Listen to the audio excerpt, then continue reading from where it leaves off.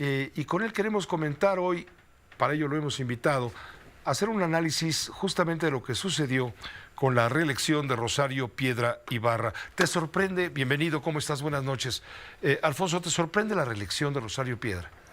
Me parece una decisión muy lamentable, pero muy entendible o muy previsible. ¿Qué refleja? ¿Qué revela?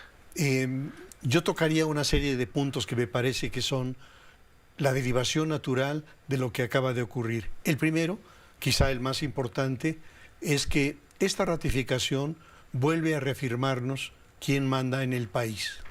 Es decir, en el momento en que se ratifica a la señora Rosario Piedra Ibarra, lo que el expresidente nos está diciendo es que él escogió para sucederlo a Claudia Sheinbaum, que él es el creador de Claudia Sheinbaum, que le entregó el bastón, pero no le entregó el mando, que a lo largo de los meses ha estado mostrando de manera inequívoca que el mando lo tiene él.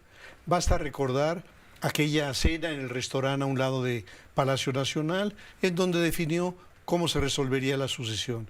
Y dijo: la que tenga mayor número de votos será la candidata presidencial, el que siga va a ser coordinador en el Senado, el otro en Cámara de Diputados, el otro en el gabinete. Es decir, él es el que decidía, aún antes del proceso electoral, cómo se iba a resolver esta línea de decisión política. Pero otra cosa importantísima que he mencionado en otras ocasiones: ¿por qué Claudia?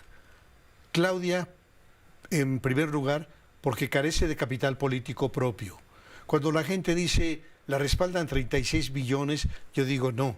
Esos 36 billones son prestados.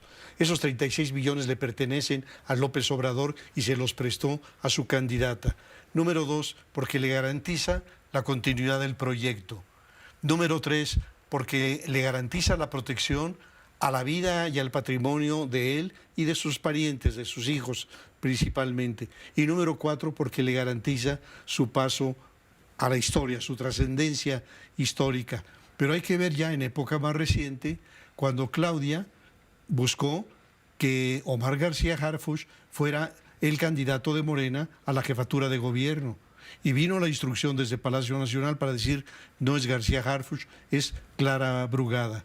Cuando Claudia intentó que el coordinador parlamentario en el Senado de la República fuera Ramírez Cuéllar, se le atravesó López Obrador y dijo: no, el coordinador parlamentario es mi casi hermano, mi amigo entrañable, Mi cómplice, Adán Augusto. Que fue el que operó justamente. Que fue el que operó esta pseudo rebelión dentro de Morena para evitar que llegara Rosario Piedra a la reelección. Sí, y finalmente lo más notable es que la presidenta habría querido que la titularidad de la Comisión de Derechos Humanos recayera en quien es la titular en la Ciudad de México, profesional, respetada, que iba a mandar una señal. Sin embargo, viene el manotazo y dice: no, hay que ratificar a la señora Piedra. Y además de esta lectura de quién manda aquí, una segunda lectura es enseñarnos que el grupo parlamentario obradorista está formado, entre otros, por algunos exactivistas sociales que fueron intrépidos en su lucha en contra del status quo y que hoy, como miembros de una clase gobernante, se comportan como manada, con una abyección verdaderamente insoportable. Muestra también que mientras repuntan las violaciones a los derechos humanos en el país, este gobierno va a tener como titular a una persona que se ha caracterizado por ser la tapadera, es decir, este contrasentido de que la instancia que está establecida, que su razón de ser es la defensa de los derechos humanos frente a las arbitrariedades del Estado, se convierte en lo contrario, Pepe. En la defensa de los derechos de Morena frente a los atentados que pueda significar un reclamo de la ciudadanía. ¿Crees tú que entonces la CNDH, la Comisión de los Derechos Humanos, esté entrando en la edad de piedra? Sí, Pepe, yo creo que el diseño estratégico de López Obrador fue desde un principio colonizar, secuestrar o desaparecer cualquier instancia que pudiera representarle un contrapeso de poder. Y en ese sentido, no necesitó desaparecer a la Comisión de los Derechos Humanos. Bastó solamente con colonizarla, que es lo que está ocurriendo. Entonces, me parece que todo esto, la ratificación de la señora Piedra, es también una manera de maltratar el legado de su madre. Comentábamos hace una semana que doña Rosario Ibarra de Piedra incursionó en el activismo social a partir de la desaparición de su hijo, de Jesús Piedra Ibarra. ¿Quién era Jesús? Era un miembro de la Liga Comunista 23 de septiembre y se dice que en aquel operativo del 17 de septiembre de 1973, que tenía como propósito secuestrar a don Eugenio Garza Sada, este mexicano excepcional y empresario visionario, falla el secuestro y asesinan a Garza Sada. Y Jesús Piedra es uno de los integrantes de ese comando. Va a desaparecer y su madre se va a encargar de impulsar una gran iniciativa para tratar de encontrar a los desaparecidos políticos de entonces, de la guerra sucia que prendió el gobierno de México.